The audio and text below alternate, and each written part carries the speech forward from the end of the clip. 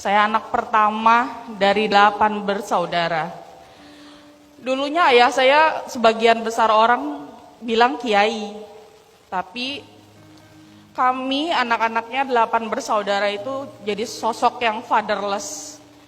Ayah saya nggak pernah ada di rumah, nggak pernah merangkul sedikit pun anak-anaknya.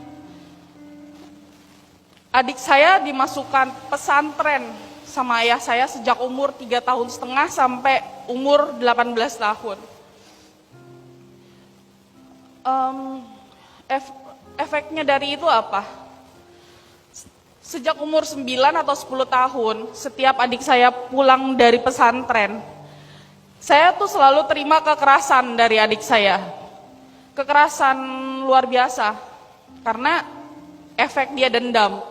Dia ngerasa kenapa cuma dia yang dibuang ke pesantren, kenapa saya enak-enakan di rumah. Itu kekerasan berlangsung bertahun-tahun dari umur saya 9 sampai mungkin umur saya 18 tahun.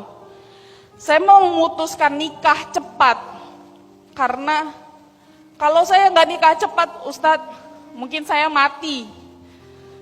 Karena kekerasan yang adik saya lakukan itu luar biasa. Bagaimana saya mau nerima takdir, Ustadz?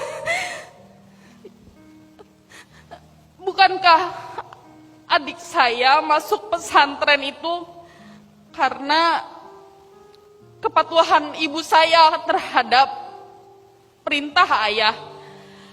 Perintah ayah itu berdasarkan perintah dari kiainya.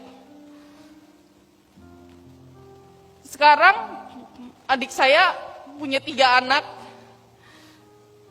Dengan segala kekerasan yang sudah dia lakukan, pada akhirnya dia berakhir skizofrenia. Dengan segala kekerasan yang sudah dia lakukan kepada saya, pada akhirnya anak-anaknya jadi tanggungan saya. Dan karena begitu beratnya apa yang saya tanggung, suami saya nggak bisa terima, Ustadz.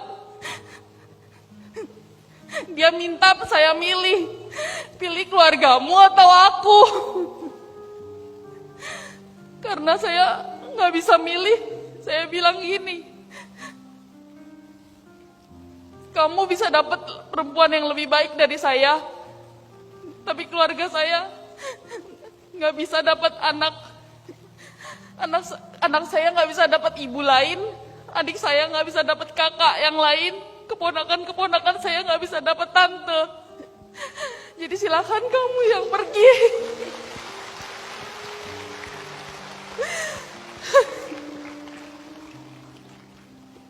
Bukan cuma itu, Ustadz.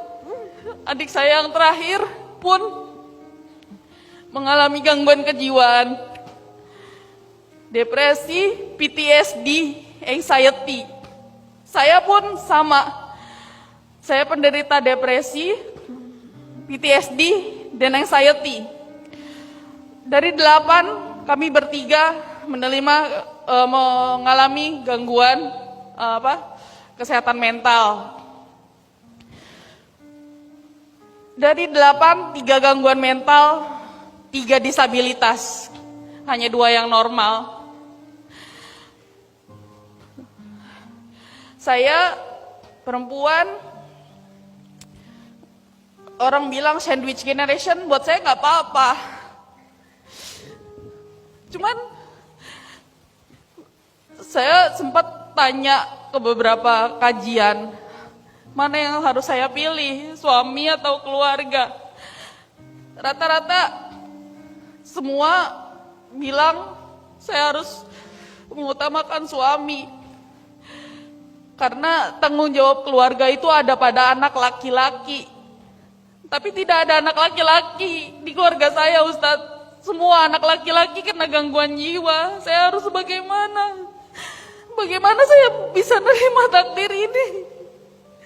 Dan sekarang ya suami saya juga milih pergi. Karena dia gak kuat dengan apa yang harus saya tanggung setiap bulannya. Itu aja Ustadz, jadi memang tidak semudah itu menerima takdir. Teteh AA juga merasakan sekali nggak mudah kalau ada dalam kondisi teteh. Tapi saya akan bilang begini, kalau ada yang nanya, Ahilman, kenapa ujianku seberat ini? Saya menjawab, karena teteh sekuat itu.